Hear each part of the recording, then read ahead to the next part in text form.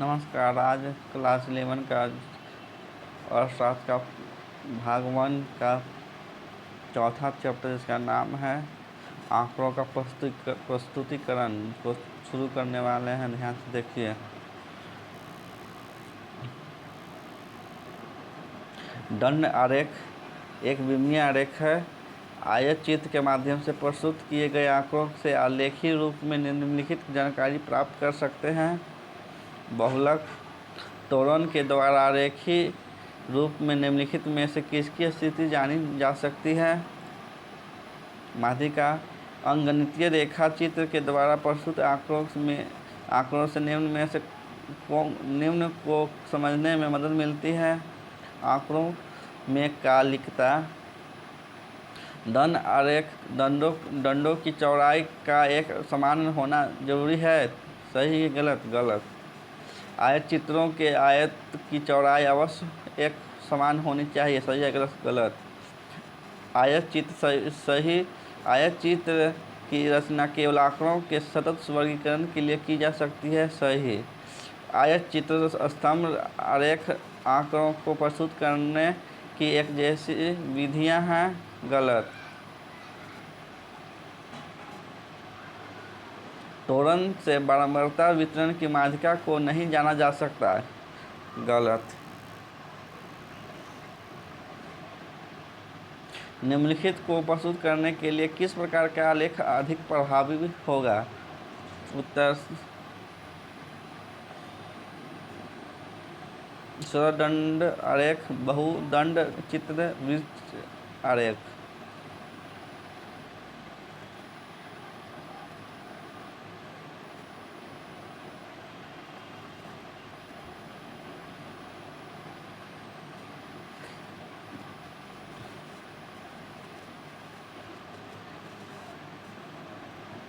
मान लीजिए आप भारत में शहरी और कामगारों की संख्या में वृद्धि तथा भारत के शहरीकरण पर बल देना चाहते हैं, तो नीचे दिए गए आंकड़ों का सारणीकरण कैसे करेंगे?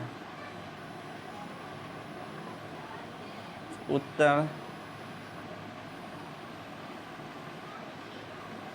इसको लिख लीजिएगा। 15 से 20 आयु समूह वर्ग, 20 से 25, 25 से 59, 59 से ऊपर कुल पुरुष महिला अकुल। यदि किसी बारंबारता सारणी में समान वर्ग अंतरालों की तुलना में वर्ग अंतराल असमान हो, तो आयत चित्र बनाने की प्रक्रिया किस प्रकार भिन्न होगी? जब बारंबारता सारणी में वर्ग अंतराल समान होते हैं तो वर्ग अंतराल की बारंबारता को साधारण रूप से अंकित किया जाता है, परंतु जब बारंबारता सारणी में वर्ग अंतराल असमान हो तो पहले में समायोजित बारंबारता की गणना करनी होती है। यह नीचे दिए गए उदाहरणों से स्पष्ट हो जाएगा।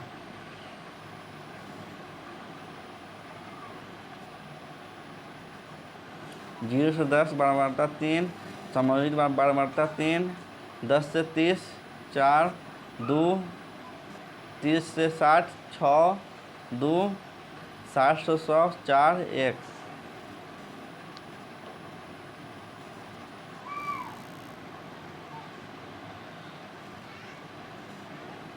भारतीय चीनी कारखानों संघ की रिपोर्ट में कहा गया कि दिसंबर 2001 के पहले पखवाड़े के दौरान 3,87,000 टन चीनी का उत्पादन हुआ, जबकि ठीक इसी अवधि में पिछले वर्ष 2000 में 3,78,700 टन चीनी का उत्पादन हुआ।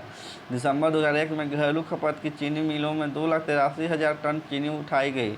41,000 टन चीनी निर्यात के लिए थी, जबकि पिछले वर्ष इसी अवधि में घरेलू खपत की मात्रा 1,54,000 थी, तो निर्यात शून्य था। उपयुक्त आंकड़ों में सारणीबद्ध रूप से प्रस्तुत करें। मान लीजिए कि आप इस आंकड़े को आरेख के रूप में प्रस्तुत करना चाहते हैं, तो आप कौन से आरेख चुनेंगे और क्यों? इन आंकड़ों के आरेखीय रूप में प्रस्तुत करें।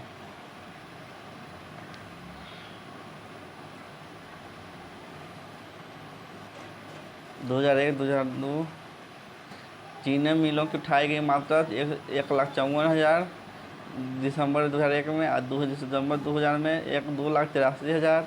घरेलू खपत में 24,000, ये 41,000। निर्यात में 1,62,000, 63,000। कुल 3,40,000, कुल 3,87,000।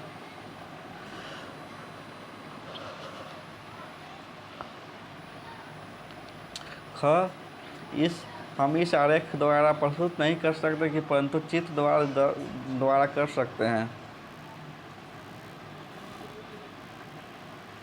निम्नलिखित सारणी में कारक लागत पर सकल घरेलू उत्पाद के क्षेत्र में अनुमानित वास्तविक समृद्धि दर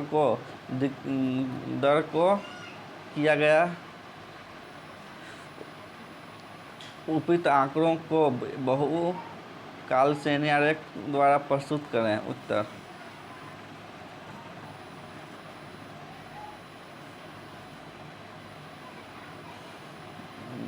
-5, 0, 5, 10, 15, 20,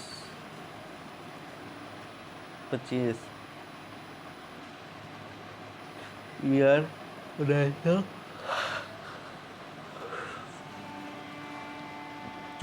95, 1995, 96, 1996, 97, 1997, 98, 1998, 99, 1999, 2000।